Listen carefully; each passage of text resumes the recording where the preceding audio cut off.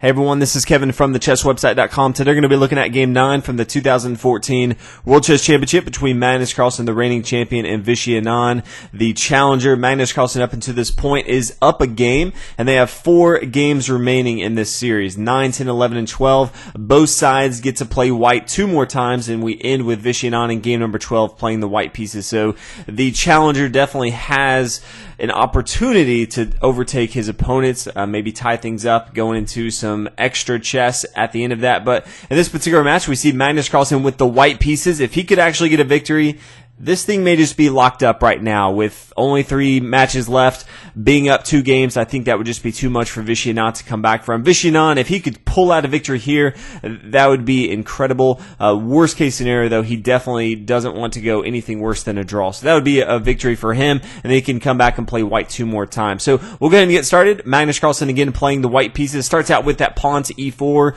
We've seen it time and time again.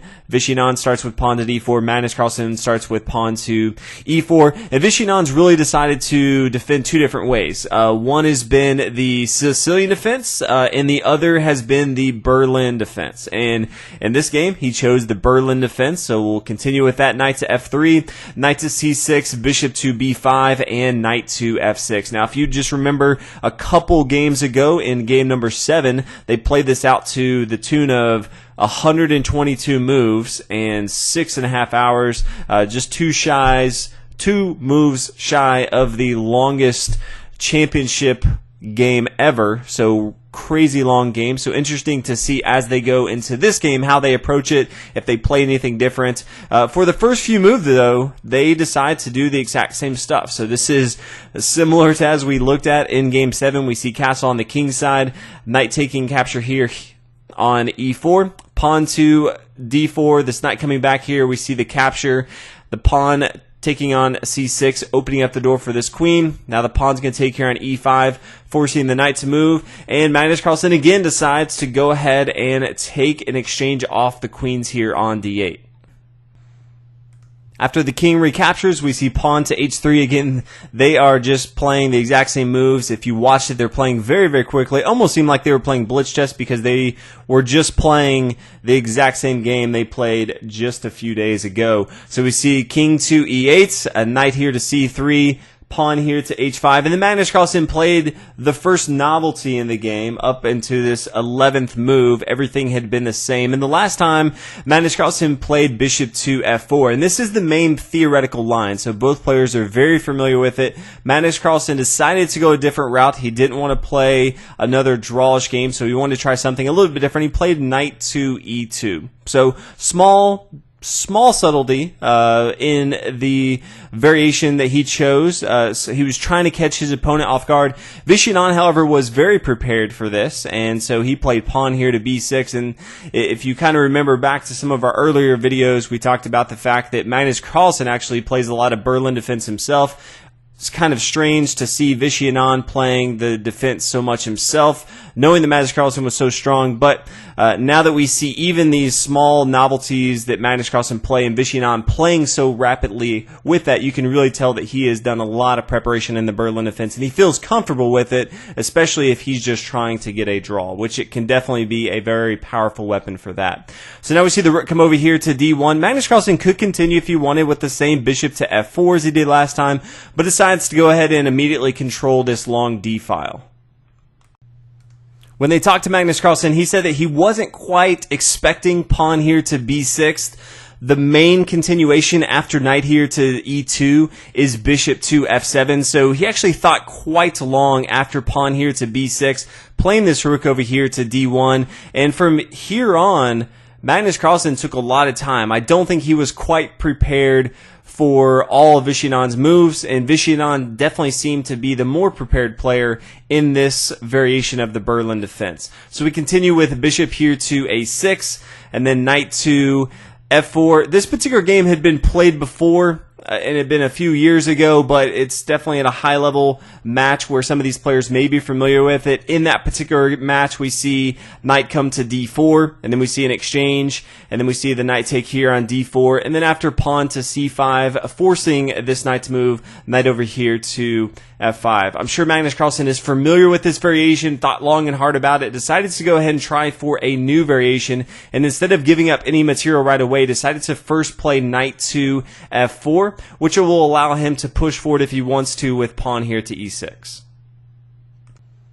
So the bishop comes back here to b7, and then we see the pawn push forward here to e6. Now Magnus Carlsen had a few different options. I really would have been interested to see bishop to d2, and then swing up here to c3, trying to control this long dark square diagonal here. Maybe even not move this pawn. You're the only one with a central pawn, so controlling that seems very, very valuable. And then once you have your bishop here on c3, maybe get your other rook involved into the game, really control these central squares. Decided instead to play pawn here to e6, and it was pretty interesting. If some of you guys get to actually watch the live coverage, Vishy Anand pretty much immediately played bishop here to d6. And so it almost seemed like Magnus Carlsen had thought of this really creative move that Vishy Anand wasn't going to know how to respond to, and Vishy Anand played bishop to d6 right away and was basically telling his opponent, hey,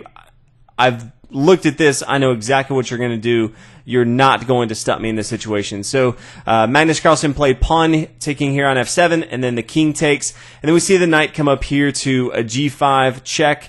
And now Vishy Anand had a few different options of how he could have continued. He played king here to f6.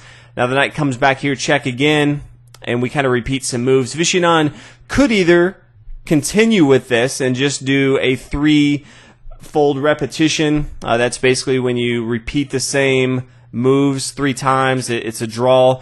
He could have done that and just taken the draw, or he could have given himself a little bit worse position. He could have moved back here to, let's say, g8 and tried to play on, but really it's tough to play on. There's not much black can really play for, and you definitely don't want to play another 6.5-hour match against Magnus Carlsen when he's just going to wear you out.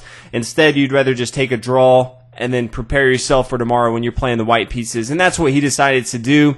So he played a king here to f6. We see the king come back here. They repeat a few moves, and after only 20 moves, we see a draw. So, I mean, I'll be honest, as a spectator, I was hoping to see a little bit more. I don't think Magnus Carlsen was as prepared for this as maybe all of us would have hoped for. Vishy Anand definitely seems the more prepared. In the 20 moves, Vishy Anand played in 15 minutes. That is extremely fast for being down a game with only 4 games left in the World Chess Championship. He was extremely prepared. Magnus Carlsen took 49 minutes, so, 3 times longer than Vishy Anand. He just seemed uncomfortable at the end of it. He just seemed like he was ready to go ahead and take the draw and then to come back tomorrow and fight his black, try to even get a draw. If he could secure a victory, that would pretty much be game over. So all in all, very, very short game. It was only about an hour long, so not too much even going on, since half the moves they just copied over from game number 7. So definitely looking for something exciting from Vishy Anand tomorrow. He pretty much has to go all out, so if he doesn't come up with something crazy, I'm going to be pretty disappointed in him. So hopefully you guys enjoyed. I know it was a short one, but hey, you can only commentate on the 20 moves that they give you. So thanks for watching, and I'll see you guys in the next one.